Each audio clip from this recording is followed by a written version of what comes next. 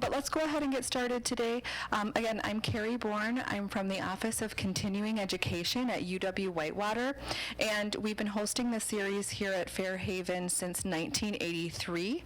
Each semester, we focus our lectures on a theme, and this semester, we're looking at the first two decades of the 21st century.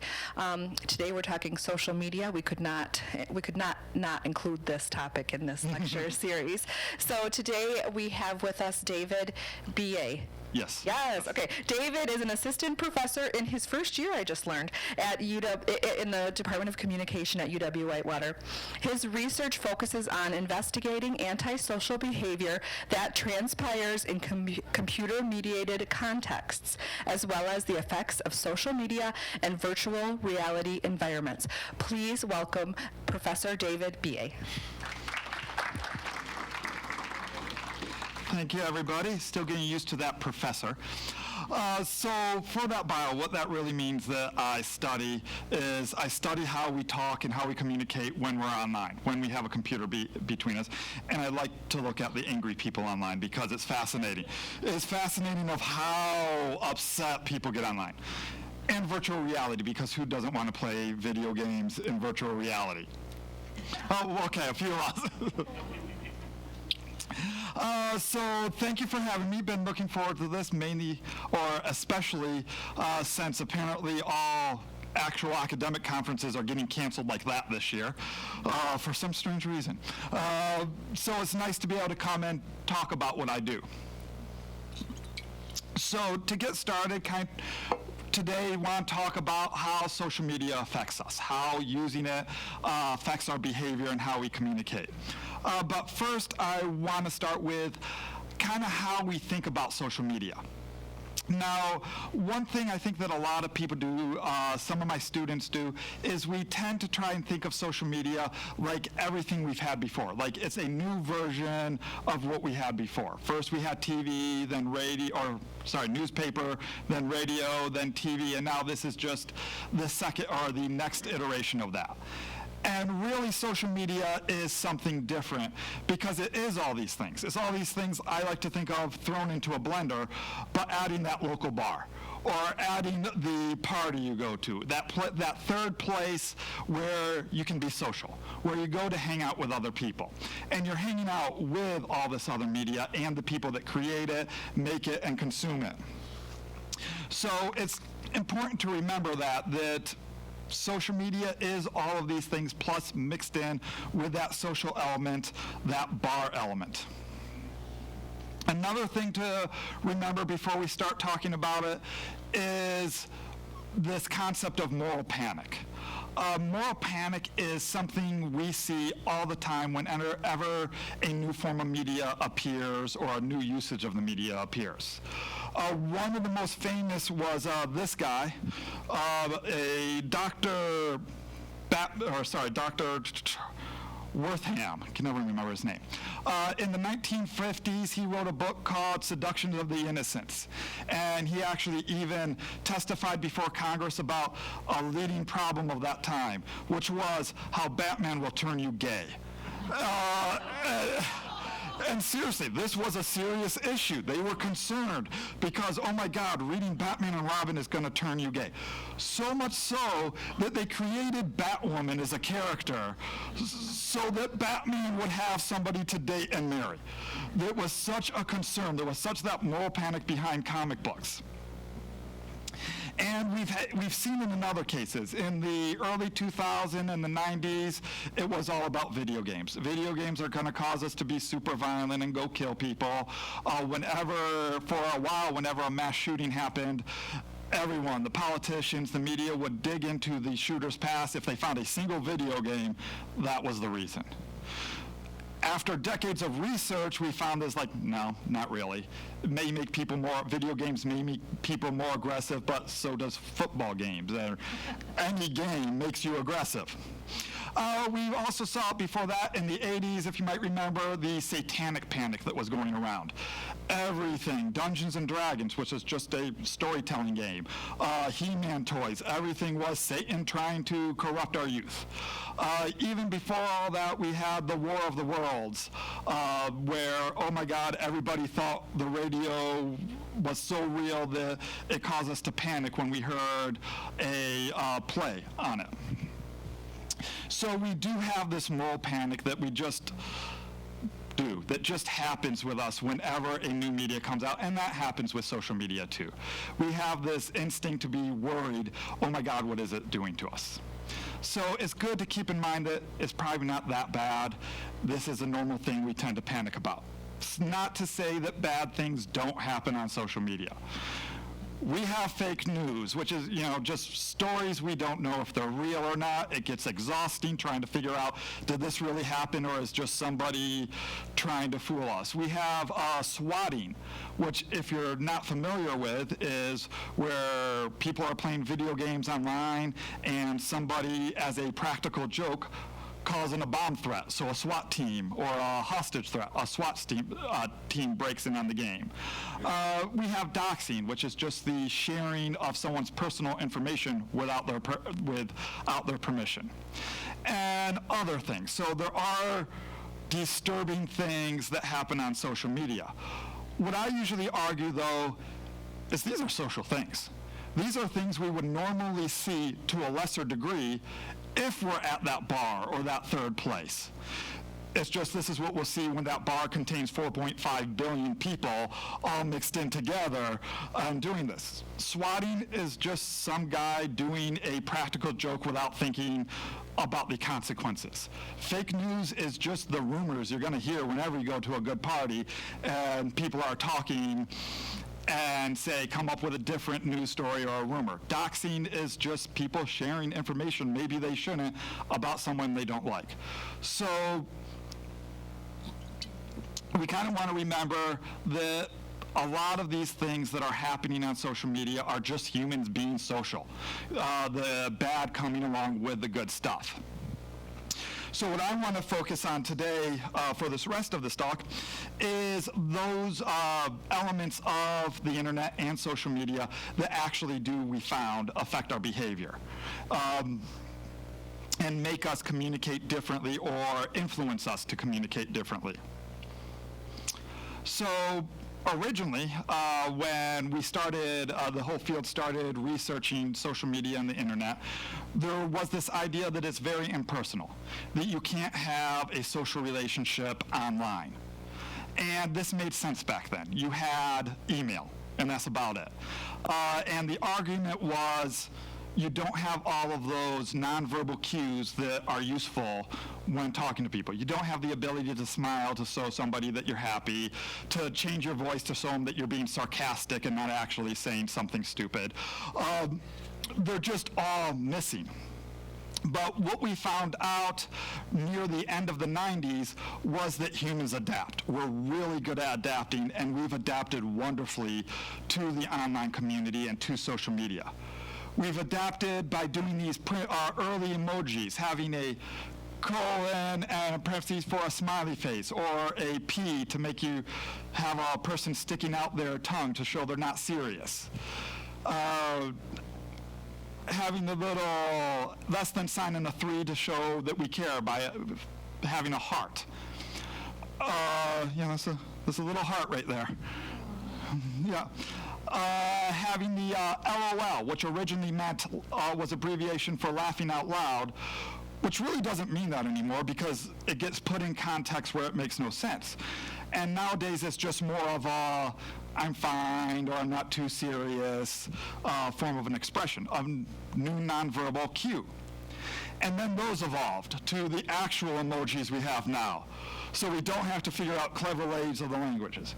And we've used all these other tools in this digital environment, like using all caps to show that we might actually be mad, or that we're yelling. If anyone ever texts you, I'm not mad in all caps, you're in trouble. They're mad at you. You did something. So we've adapted all of these online tools to give us new nonverbal cues, to let us express ourselves. So social media can be very social. And as a matter of fact, we found that it can be more social, that we can be friendlier and actually grow friendships faster to a stronger degree when we're online. And how that usually works is you got two people. They're about to text each other, talk online. And the first person sends a message, and they're just showing the best version of themselves in that message. They're just, through that message, presenting the best possible version of themselves that they could imagine. And it makes sense, because no one ever, texts somebody or writes somebody, I'm slightly overweight, tell a lot of bad jokes, my hair is horrible. We don't do that. We only tell the good jokes when we have time to write. We present the best version of ourselves. And then the person getting the message, oh, this person is awesome. This person is great. They actually look at that message and look at it in the best possible light. If a joke could be seen as sarcastic and funny or slightly racist, you're going to look at it more as the sarcastic and funny part. You just naturally assume the best of that other person. So this guy thinks, oh, they're awesome. So they then write back with that in mind, treating this other person like they're awesome, like they're a great person that you want to be friends with. And this starts to create this whole feedback loop where this person just keeps presenting the best version of themselves, and this person, and they keep reacting to each other that way. And it goes on, and it becomes actually easier because we can edit what we say when we're texting. For example, if I were to say something, say a bad joke, and half the audience here just is like, that joke sucked, why the hell did he say this, who invited this guy to this talk, I'm screwed. But if I'm texting that bad joke, and I get ready to send him ugh, that does not sound good, I can go back and edit it. So that editability makes this process go even further. And what we tend to see when we research this is, say, on the bottom down here, because I couldn't help putting a graph in, we have the time you're talking with somebody. And on the side, how interesting you find them, how much you want to hang out with this person and get to know them. Now, usually when we're talking face-to-face, we might see something a line like this, where the more we know them, the more we get to know them, the more interesting we find this other person, the more we want to hang out with them and talk to them. But when we're talking online, the line starts to look like this. We get to know them faster, we start sharing personal information faster, we start liking them more at a faster pace. This is probably why we'll sometimes see people who've known each other online for 3 weeks, and it's this is the person I'm going to marry. I'm going to fly to Florida and meet this person now. There is a downside to this, because what if you're only this interesting? What if everything's said and done, there's only a topped-out level of how interesting you are, and to that we say, meet the person before you pass this line. And it works. This is what I did with my wife, because we met in Chicago, but the first year of our relationship was just texting back and forth. We were on opposite sides of the country. I made sure to fly down to Florida before we met that line. I didn't want my expectations getting too high. I definitely didn't want her expectations of me getting too high. So we want to meet before that line, and we get these higher expectations. But you also may be wondering, we have seen people be mean. We've seen cyberbullying. We've seen people just be plain up nasty online and in social media. And that's because this entire process can work in the other direction too. If you most of us go into a relationship, into a conversation, wanting to be friendly, wanting to make friends, wanting the other person to like us. But if you go into that situation, that conversation, not wanting them to like you, maybe you want to put them in their place or be mean to them for some reason, well, then you're going to present the best bully version of yourself, the meanest version of yourself, the person that could scrunch somebody under their heel. And in that case, the whole process still runs. It just runs on a more negative base. Second person no longer thinks they're a great person. They think, this guy's a jerk. This woman's just a mean person, treats them that way, and the whole feedback loop continues that way. But now, instead of encouraging a friendly relationship, it pushes us more to this aggressive, bullying relationship. So this is a way that we found that social media and the internet influences our behavior. I also want to talk about how we influence our own behavior when we're online. Now, one thing we have found is humans, and this research goes way back into the 50s and 60s, humans are very good at talking themselves into things, at influencing ourselves. How it usually works is you meet somebody, you want them to like you, or for some reason just look at you in a better way, so you tell a little white lie. You just tell that lie that you don't really believe that, but it keeps the peace. And then somewhere in the back of your head, you're looking at yourself saying that thing, and you're going, why am I saying that? Oh, I must believe that. And it actually has found to shift our attitudes. We've actually seen this happen where people have talked themselves into thinking a hamburger that they considered inferior is now superior to the one they liked beforehand. People that wear all black uniforms will act more aggressive because of this, because they look at themselves wearing what is seen as an aggressive color and think, oh, I must be aggressive. We've had, back in some of the earlier studies of this, they found that a series of comic strips that weren't funny at all, and they took those and convinced somebody that they were funny by just having the guy say they were funny. And then they actually started to believe that the comic strip was funny. So this has been around for ages. What does it have to do with social media? That all comes into the different audiences we have. Normally, face-to-face, outside of social media, we adjust how we talk based on the audience we're talking to. If you're talking to your spouse about your in-laws, your sister-in-law, you might talk some crap. You might just be cathartic and, oh, I can't believe they did this, this is horrible. But when you talk to your brother, audience 2, you're not going to talk bad about his wife. Why would you do that? It's your brother. You don't want to disrespect him. You don't want a family fight. So you're going to be a little bit milder with your criticism about someone you don't like. And we just naturally do that. We change how we talk about people based on the audiences. However, when we're online, when we're in social media, those audiences just collapse into each other. We know everybody is listening, essentially.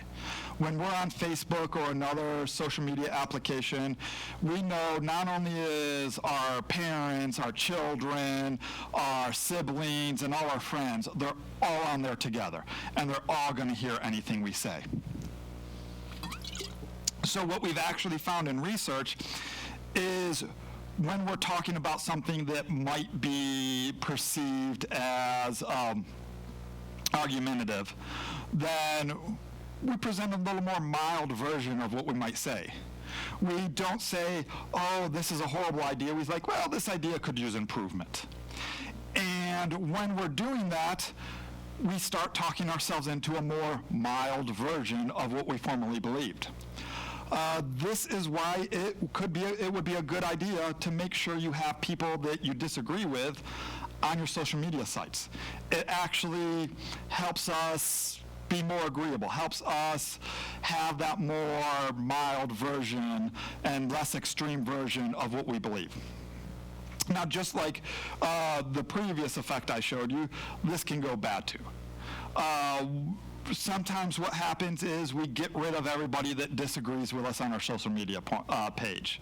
So we only have that one audience there. And when that happens, it's usually, we call it echo chamber. So you're only hearing your opinion back at you.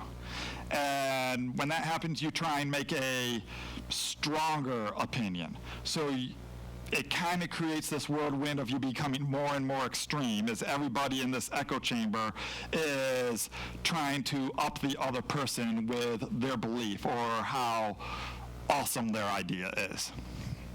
So again, this is a way that we influence ourselves through social media, but again, it also kind of can go both ways. It can go a good way, making us less extreme, or if we get rid of all dissenting opinions from our social media, it's more likely to make us more extreme. And now the next part is what I'm excited about because this is my actual research. And it's called the Proteus Effect, which is an awesome name. I really want a movie to come out called the Proteus Effect because I'd go see it. The Proteus Effect was around 2007. They found this with early research into virtual reality, and then they found it in video games. And what they found is the avatar you use, this like digital representation when you're in a game or when you're in virtual reality, you start picking up the traits and behaviors of that avatar or how you would see that avatar.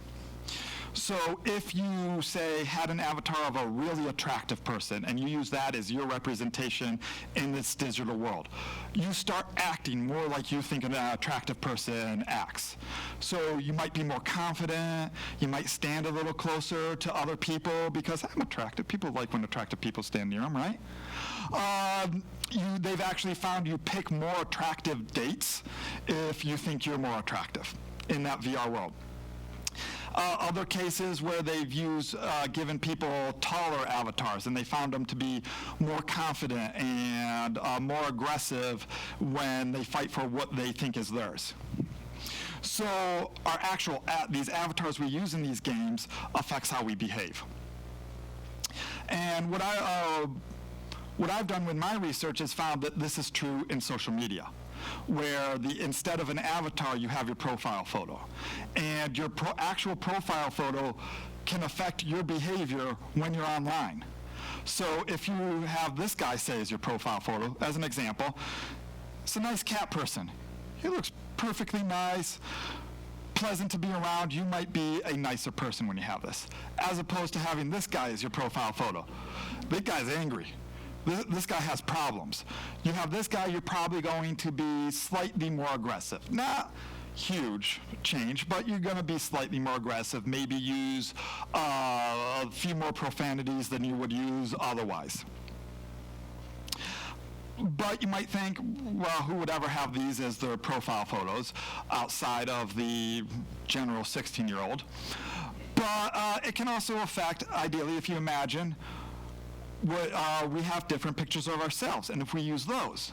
So if I have this is how I dress when I grade papers. I just like the horns. They make me more comfortable giving somebody a bad grade. Not that I want to give people bad grades, but it happens. But if I have this avatar or this profile photo up on my page, I might be a little more sarcastic.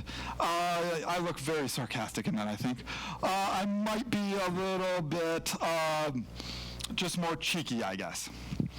But if I have this profile photo out there, oh, that's a guy that looks really friendly. That's a guy that's going for a run, has a healthy lifestyle, and just treats people in a friendly manner. So my argument is that what profile photos we actually use for ourselves can influence how we behave online. If we have a very attractive photo of ourselves online, we're probably going to act more confident. We're going to act friendlier because we have the stereotype that attractive people are friendlier. If we have a picture of ourselves just looking miserable, we're going to act more like somebody that's miserable. So what I hope you get from this talk, I hope I'm not too short, what I hope I get from this talk is that there are these effects that change or alter our behavior in small ways. But a lot of it is based on what we're putting into the system. Are we going into a friendship, into a conversation to be friends, or are we going in it because we want to bully somebody, because we want to shout them down? If we want to be friends, we're likely to be pushed to be better friends. If we want to shout someone down, then the whole process is likely to push us to be angrier. If we present ourselves online with our avatars as friendly, confident people, we're more likely to act and communicate like friendly, confident people. And that, I hope, is the point that everybody gets. I hope you enjoyed my talk. And question time? Yeah, we have lots of time for questions. Yes. I talk a little bit fast if I forget to drink. That's why I bring this around, but I'll forget to drink and keep talking. Okay, who has questions? Social media.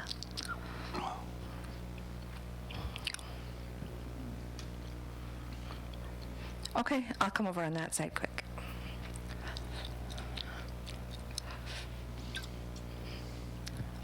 Okay. I was just thinking about that line you're not going to cross, and when you bring that up, and is that the line of mediocrity or what? I wouldn't say that. This is more of a theoretical line. Essentially, when this research started coming about, a lot of people had asked, well, what if the expectations get too high? And Joe Walther, who is one of the main brilliant researchers in this field, came out with this, like, yeah, it's possible that you can build up expectations, that you can get too excited about this person. If that happens, when you meet them in real life, face to face, you're going to be disappointed. That's just going to happen. So that's more of a theoretical line of, at some point, you're going to represent yourself as more interesting than you are. No matter how interesting. Most interesting man in the world, at some point, will represent himself as more interesting than he is. And after that point, you're going to disappoint people when you meet them in person. So how do you know when you reach that? Oh, you don't. You don't. You guess, yeah. You got to guess. My suggestion would be, when you're talking to somebody and they start seeming too good to be real, you're either approaching or passing that line. Other questions? Oh, yeah. Okay, so we'll go here and then here. What do you see in the future, the effect of all this kind of social media? In the future, it's hard to tell just because the technology growth is so bloody fast. We have social media virtual reality systems out there now. Facebook has been, I think they're on their third or fourth iteration of trying to bring social media to this fully virtual environment. And if we go that route, if we go to these fully virtual routes, then some of the stuff we talked about is going to fade away and disappear. Because the more we go into virtual reality, the more it's just going to be like what we're doing right now, just sitting here talking to each other.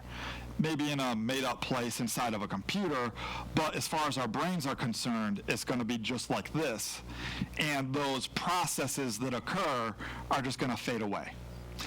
That could happen. I think if it does, it'll be a long way away because virtual reality has a long way to go to get to that point. But I think where I really think it's going to go is that as younger generations get older, we're going to start learning new things. Because we have these digital natives now, these people that were born and all the internet and social media was already a thing. For most of us, it wasn't a thing until like for me, I was in my late 20s, early 30s before social media was a thing. So there's things out there about it I probably will never fully get because I wasn't born into it. I'm not accessing it and using it as a native would. So I think down the road, we're going to start to learn new things, and that it's going to the environment of social media is going to start changing and be shaped by these new generations that grew up with it and are coming into it, and once they get to the point where they're the ones making the computers and making the programs, I think they're going to start changing in ways we can't really imagine. Okay, question. So I'm curious what your take is on people breaking up relationships, people breaking up engagements, people getting laid off or getting fired through social media as opposed to face-to-face contact. One of the first things that I feel personally my wife taught in communications for a long time is social media doesn't have anything in the way of voice inflection. You don't truly understand how a word is stated or a sentence is stated. You don't get the impact of the inflection of the words. Right. How do you teach that in class, or what's your take on that? Well, part of it is like I've mentioned that we've developed these kind of online nonverbal cues, but it's true we still don't have like the full level we would have in person. To what you originally say, honestly, if somebody's firing someone over social media, that's just... But it happens. Yeah, it happens, but it's like, really, what are you doing, guys? That just seems cruel and mean to me. I mean, it's the equivalent of like getting dumped via email or a text message or a phone call. That's just, to me, being rude. Yeah, and I think even... people that are digital natives and used to social media tend to see it as like, yeah, no, you don't do that. Some things you should have at least a phone call. On the other hand, there are some situations where people are getting fired because of the social media. There was a famous case of you may have heard it in the news a few years ago, a woman who, I don't understand why, but she was a public relations person, so she should have known better. She was flying around Europe and everything and got on a plane to go to Africa for vacation, and she's like, she actually texted, on my way to Africa, hope I don't get AIDS, JK, I'm white, and then got on the plane. She was fired before she landed. Honestly, while I think like firing people via social media is a level of rude, in cases like that, I'm like, yeah, I'm for that. That's just, what were you thinking? You did an activity that you should have known. Anybody should know is inappropriate. You did that on social media, so yeah, you're probably gonna get fired on social media too, especially if she was on a plane. She had no communication for like 3 or 4 hours while all of this went down. Would you say that this fosters or augments violent behavior? I don't think it's hard to say. I think it augments aggressive behavior. The main difference being that aggression isn't bad or good. Aggression is asking that pretty girl out on a date. While aggression is also punching a guy in the face. So the violent part, there's just a different element to it. There's a wanting to commit some form of physical violence, where a lot of the things we see in social media could push you towards being more aggressive in the right circumstances. Such as, like I mentioned, if you went into a relationship wanting to be a bully, it could push you to be a better bully or more of a bully. But end of the day, if you have to have that intent to be violent, you have to want to physically hurt somebody, and then the aggression feeds into that. And it might make you more likely, but you already had that intent to be violent. Do you have a question? Yes. My question is, what about the fact that we see our teenagers, instead of actually talking to each other or to their parents, because they're always got their nose in their phone? That, I think, is, and it's not something I fully get, but I think that's just learning to communicate. They're learning to communicate in a different way. There are people that generally have the attitude, oh, you're not being social, you're not being communicating with people, you're just your nose in the phone. But they're being very social. They're being very communicative, but they're kind of doing it in a different language than we're used to. They're doing it within a different device and in a different environment than we're used to. So I think it's something that always happens. For example, if you go back to, I think they did this in Oxford, a researcher went back and looked at English professors' journals over the generations, and we're talking like over like several hundred years period. And every single professor was always talking about the youth of these to the day. They're just losing the ability to write and communicate. And 100 years later, or like 50 years later, the youth of these days, it is hilarious, but they're all, over hundreds of period, are always talking about, oh, the younger people are losing the ability to communicate properly. And it's not so much that, it's they're communicating in a different way than we're used to. Language is very flexible and very fluid.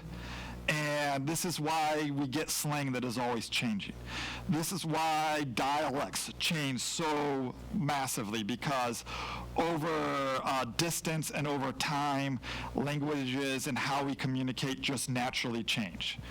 And this has now been thrown into that mix. The internet and social media has been thrown in that mix, and teenagers are adapting to it. They grew up with it, so this is just how they've learned to communicate. It's not a bad thing, it's not a good thing, it's just the environment that they were raised in. Thank you. One quick thing and then another question. The LOL really used to stand for lots of love. I used it when I was a teenager, writing back and forth to my mom when I was on vacation or working out of the city, and now it's laugh out loud. Yeah, that was a change that has created so many awkward moments in people's lives. This happened to my mom, but yeah, it used to mean lots of love. When the internet came about, we went through several versions of abbreviation. We went through Leet Speak, which, if you ever are on the internet and want to see something completely incomprehensible, look up Leet Speak. And then we went through the common abbreviations that we have right now, and at that time, LOL started being used for laughing out loud. And then every now and then we have someone that doesn't know that says, oh, I'm sorry about hearing about your mom, be safe at the funeral, LOL. And that's just, again, one of those changes of generationally our languages shift. The thing I'm most worried about with our young people and social media is the ability to create a persona they would like to have as opposed to what is reality. And that's why this virtual reality thing is something that just is beyond my comprehension, because this is real.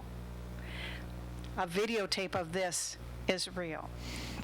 Somebody else's idea of what this should be is not real. Yeah, I mean, that is a very legitimate worry with virtual reality and everything. At this point, we really don't know. At this point, we don't know where the technology is going to go. There's been science fiction writers for generations that have played around with the idea, and that's really as close as we have right now to how could this develop. And right now, it's more of we're learning as we go because the technology is so new. Virtual reality, I'm not too scared about right now because I've used it, I've been in it, and I'm like, eventually you get tired of it. Eventually your eyes hurt because there's a TV screen right about here, no matter how cool it is.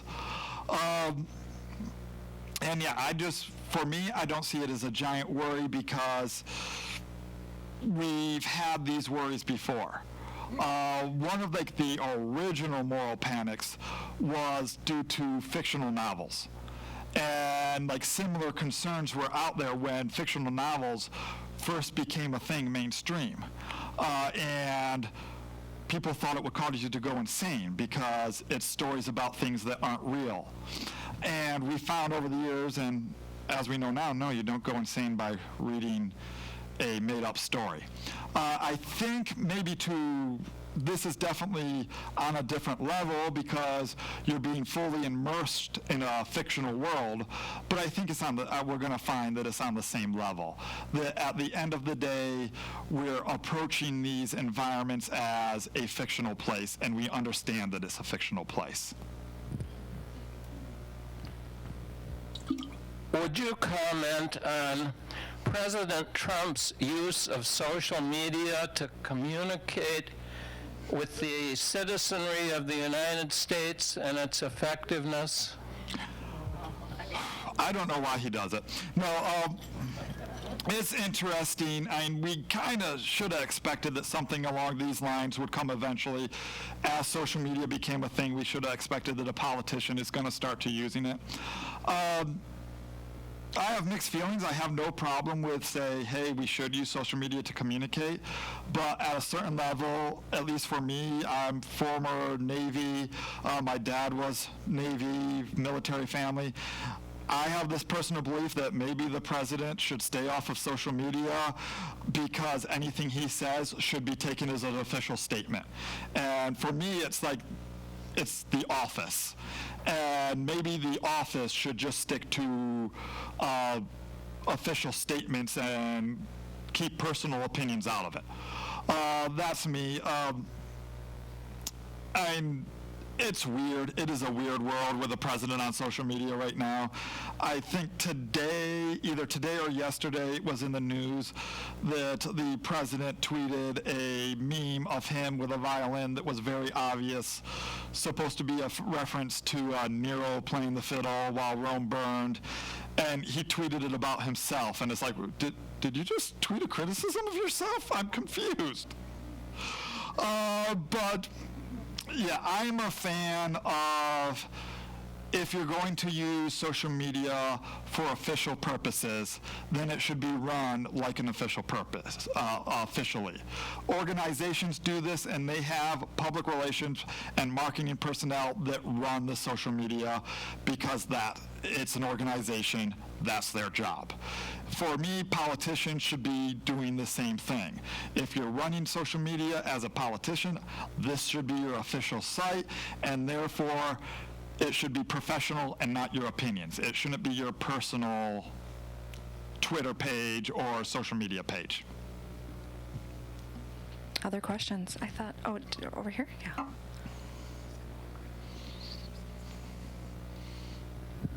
It just seems to me that it's much easier to do your dirty work without facing the person. It's a lot harder to fire a person or to say, I don't love you anymore, or whatever you're going to say. Now you can just tweet it and walk away. What happens when you meet up in a social position?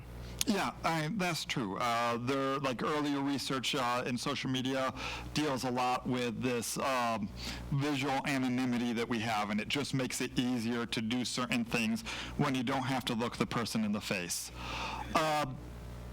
Yeah, that's definitely an issue. It's something that we should take serious. At the same time, it's something we've always had. This just makes it social media just makes it slightly easier. We've always been able to write somebody a Dear John letter and then take off out of the back door before anyone reads that letter. A lot of social media isn't presenting a new problem, but making an old problem easier to do. That's a good way to think of it. Other questions? That's sort of a good ending point, I feel like, because that's like, oh, yeah, that makes sense to all of us, I think. Anyway, thank you all for joining us today. Please join me in thanking Professor David Beyea. Thank you. Thank you.